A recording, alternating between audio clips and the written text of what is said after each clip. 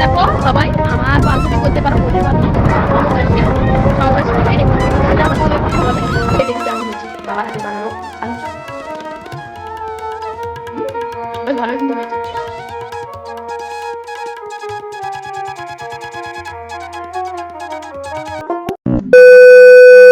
Hello বন্ধুরা, good morning. তোমরা সবাই কেমন আছো? আশা করছি তোমরা সবাই ভালো আছো, সুস্থ আছো, আর আমরাও ভালো আছি। আমার নতুন একটা ভিডিওতে তোমাদের সবাইকে জানাই অনেক অনেক স্বাগত। তো দেখো, সকালবেলা ঘুম থেকে উঠেই ফ্রেশ ট্রেশ হয়ে চলে এসেছিলাম একটু বাগানের দিকে ঘুরতে। এসেই দেখি বাবা কিন্তু বাগানে এসে উচ্ছে তুলতে শুরু করে দিয়েছে, এই যে দেখতেই পাচ্ছ। আর আজকে হচ্ছে আমার বাবার বাড়িতে শেষ দিন, মানে লাস্ট দিন।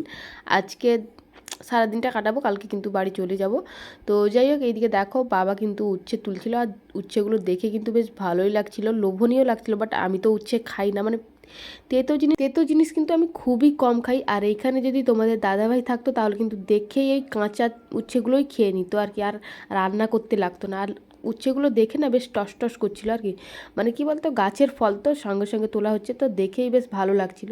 আমিও কিন্তু একটু বাবার সঙ্গে হাতে হাত লাগিয়ে কিন্তু কাজটা একটু এগিয়ে দিচ্ছি যাতে তাড়াতাড়ি হয়। এই যে দেখতেই পাচ্ছ উচ্ছে তুলতে শুরু করে দিয়েছিলাম, তারপর দেখলাম বোনও চলে এসেছে আমাদের সঙ্গে জয়েন্ট দিয়ে দিয়েছে, মানে সবজি তোলাতে আর কি। এই যে দেখতেই পাচ্ছ বোনও কিন্তু সবজি তুলছে, মানে উচ্ছে তুলছে, আমি বাবা তুলছিলাম একসঙ্গে মিলে। তারপর কিন্তু বোনও চলে এলো। কথায় একটা শ্লোক আছে জানো তো, সবাই মিলে করি কাজ, হারি জিতি নাহি লাজ, এরকম একটা শ্লোক আছে।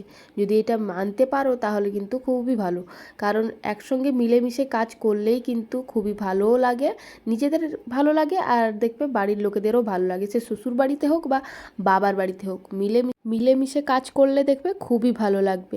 সে বোনের সঙ্গে হোক, বাড়ির লোকেদের সঙ্গে বলো, ঝগড়াঝাটি তো সবারই জীবনে থাকে। যদি সেটা নিয়ে বসে থাকো তাহলে কিন্তু এই মিলমিশের কাজ বলো বা মিলেমিশে থাকা বলো, ওইটার মজাটা কোনোদিনও পাবে না। যাই হোক, এই সাইডে দেখো আবার চলে এসেছিলাম উচ্ছে তুলতে, ওই ভেতরে তুলছিলাম, তারপর কিন্তু এই সাইডে এসে কিন্তু আমি মানে দেখছিলাম উচ্ছে হয়েছিল বেশ কয়েকটা, তুলেছিলাম। তো বাবা দাঁড়িয়ে দাঁড়িয়ে দেখছিল যে মেয়েরা কেমন করে উচ্ছে তুলছিল। তো যাই হোক, তারপর দেখো এদিকে চলে এসেছিলাম শশা বাগানে। দুটো শশা হয়েছিল, তো একটা কিন্তু বড় হয়ে গেছিলো, তো ওইটাই তুলে নিলাম, আর একটা দেখো নিচে কিন্তু ছোট একটা হয়ে আছে। তো তারপর বাড়ি চলে এসেছিলাম। বাবা কিন্তু উচ্ছে, তোমার বরবটি আর তোমার ঝিঙে সমস্ত কিছু নিয়ে মেপে কিন্তু ধুয়ে রেখে দিয়েছে। আর আমি কিন্তু ব্রাশ করেছিলাম। ব্রাশ করার পর এই যে দেখতেই পাচ্ছ বাবা কিন্তু এই কেকগুলো নিয়ে এসেছিলো, ওইগুলোই বসে বসে খাচ্ছিলাম। এখনও পর্যন্ত কিন্তু পান্তা খাওয়া হয়নি, পান্তা খাবো, এখনও পর্যন্ত মানে সময় হয়নি পান্তা খাওয়ার। তো তার কারণে কিন্তু ব্রাশটা করে নিয়েছিলাম বলে একটা কেক খেয়ে নিলাম। তারপর এদিকে দেখো দিশা সোনা কিন্তু রাস্তা দিয়ে আখের রস যাচ্ছিলো, তো ও দেখতে পেয়ে কিন্তু ও খাবে বলে কান্নাকাটি করছিলো। অ্যাকচুয়ালি ও কিন্তু আখের রসটা খেতে সেরকম পছন্দই করে না, মানে ও খায়ও না, এক ঘট খেলে কিন্তু আর খেতে যায় না। ও কিন্তু ডাবের জলটা খায়, আর কোনো আদার শরবত বলো, আখের রস বলো, কোনোটাই খায় না। তো বলছিল বলে কিন্তু মা বলল আমার 3 বোনকে খেয়ে নিতে, মানে 3 বোন না সরি, আমাকে, বোনকে আর ভাইকে 3 গ্লাস নিয়ে আসতে। এই যে দেখতেই পাচ্ছ বোন কিন্তু নিয়ে নিয়েছে, আর আমিও কিন্তু একটা নিয়ে কিন্তু একটু খাচ্ছিলাম। তারপর দিশা সোনাকে খাওয়াচ্ছিলাম, ওই 2-3 ঘট খেয়েছে, তারপর কিন্তু আর খেলোই না। ও বলি যে ও কিন্তু আখের রসটা সেরকম পছন্দই করে না, বাট খাবে বলে কান্নাকাটি করে, কিন্তু খায় না কোনো দিনও। তারপর কিন্তু বাড়িতে এসে খাওয়া দাওয়া কমপ্লিট করে এখন দেখো হাঁড়ি চালটা নিয়ে বসে গেছিলাম ধুতে, কারণ খাওয়া দাওয়া কমপ্লিট করার পর থালা বাসনগুলো কিন্তু আমি ধুয়ে নিয়েছিলাম। তারপর বোন আমাকে বললো যে তুই আজকে হাঁড়ি চালটা ধুবি, কারণ আমি কিন্তু কালকে ধুয়েছিলাম। তো মিলেমিশে কাজ করি বলে কিন্তু কারোর মুখ ভার হয় না। হ্যাঁ, খুঁটামুটি দুজনের মধ্যে লাগে, 2 বোনের মধ্যে অবশ্যই। তো যাই হোক, হাঁড়ি চালটা ধুয়ে নিয়েছিলাম। তারপরে এদিকে দেখো মা কিন্তু মাছ কাটতে বসে গেছিলো, মানে বাবা কিন্তু মাছ নিয়ে এসেছিলো, আর মা কিন্তু এই যে দেখতেই পাচ্ছ মা বোন দুজন মিলে কিন্তু মাছগুলো কাটতে বসে গেছিলো।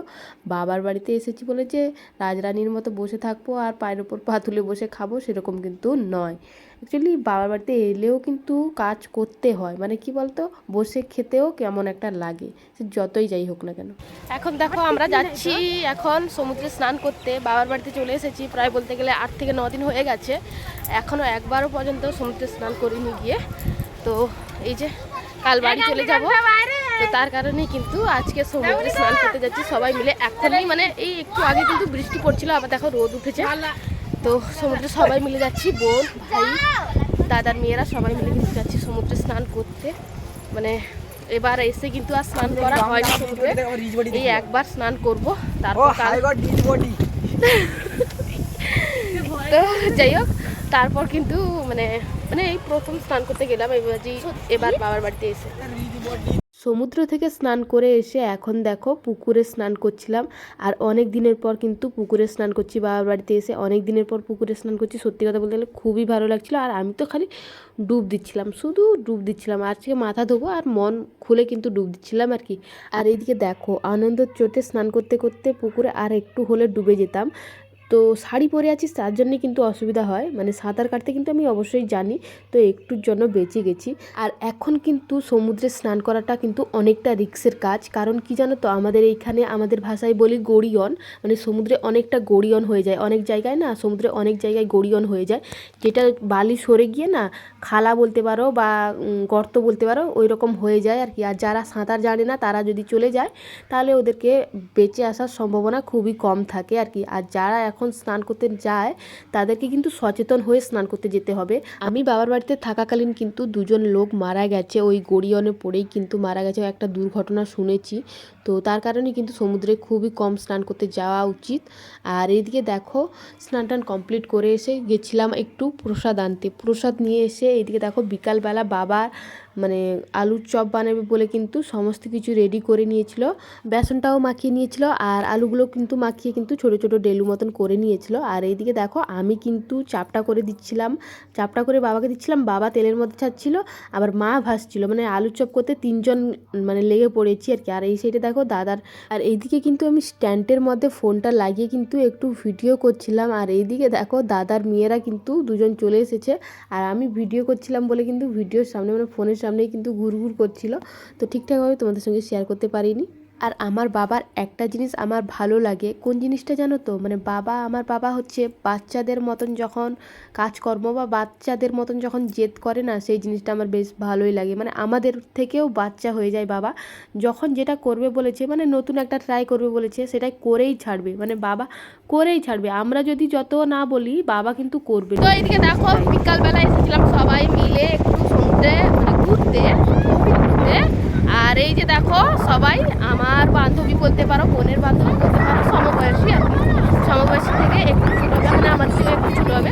তো আমাদের বয়সে এখানে কেউ নেই, তো তার কারণে কিন্তু ওদের সঙ্গে মানে ঘুরতে যাই, যেখানে ঘুরি সেখানে যাই আর কি। আর এই যে অবস্থা খারাপ একদম সমুদ্রে।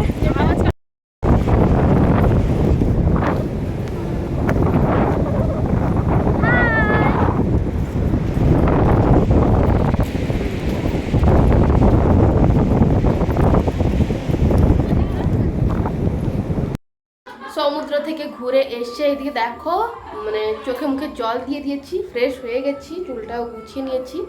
দেখলাম সবাই মিলে বাবা যে বানিয়েছিল না আলুর চপ, সবাই খাচ্ছে, বোনও খাচ্ছে, ভাইও খাচ্ছে, সবাই কিন্তু মারাও খাচ্ছে। আমি কিন্তু খাইনি এখন পর্যন্ত, বসেছিলাম একটু ফ্যানের নিচে।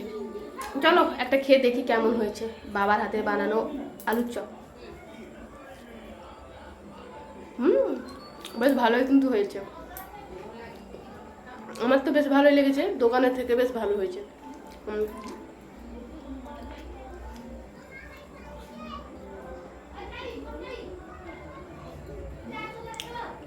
তো চলো,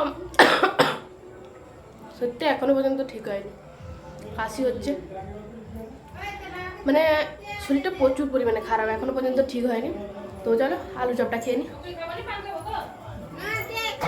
আলুর চপ খাওয়ার পর সন্ধ্যা দিয়ে দিয়েছিলাম। তারপর দেখো প্রসাদ নিয়ে এসেছিলাম, যেটা মানে মন্দির থেকে যে প্রসাদটা নিয়ে এসেছিলাম ওইগুলো নিয়ে এখন সন্ধ্যা দেওয়ার পর বসে গেছিলাম খেতে। লুচি দিয়েছিল, তারপর তোমার ডাল দিয়েছিল, ছোলার ডাল, আর সঙ্গে দিয়েছিল পায়েস, এই যে দেখতেই পাচ্ছ। আর খেতে কিন্তু দুর্দান্ত হয়েছিল। আমার কিন্তু ঠাকুরের প্রসাদ যাই হোক না কেন খেতে বেশ ভালোই লাগে, মানে ঠাকুরের প্রসাদ যাই হোক না কেন, আমার খিচুড়ি হোক বা মানে চিড়ে মাখানো হোক, আমার কিন্তু খেতে বেশ ভালোই লাগে। ঠাকুরের প্রসাদ আমি কোনোদিনও না করি না। আর কাছে যদি প্রসাদ দেয় তাহলে কিন্তু আমি চলে যাই প্রসাদ আনতে, দূরে হলে কিন্তু যাই না, কিন্তু কাছে হলে প্রসাদ আমি আনতে চলে যাই। যাই হোক, তারপরে এইদিকে দেখো মানে রাত্রের দিকে কিন্তু বোন রোল বানিয়েছিল।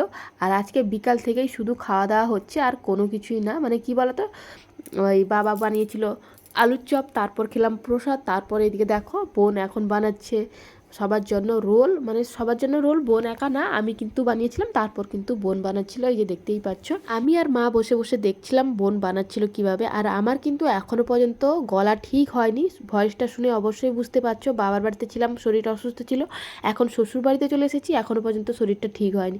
এদিকে দেখো বাবা নিয়ে এসেছিলো কাঁকড়া, কতগুলো কাঁকড়া নিয়ে এসেছিলো, কারণ কালকে বাড়ি চলে যাব বলে কিন্তু বাবা আমাদের বাড়িতে, মানে আমার শ্বশুর বাড়িতে কাঁকড়া পাঠাবে বলে কিন্তু কাঁকড়া নিয়ে চলে এসেছে, এই যে দেখতেই পাচ্ছ। তো চলো আজকের ভিডিওটা এই পর্যন্তই, কেমন লাগলো জানিও।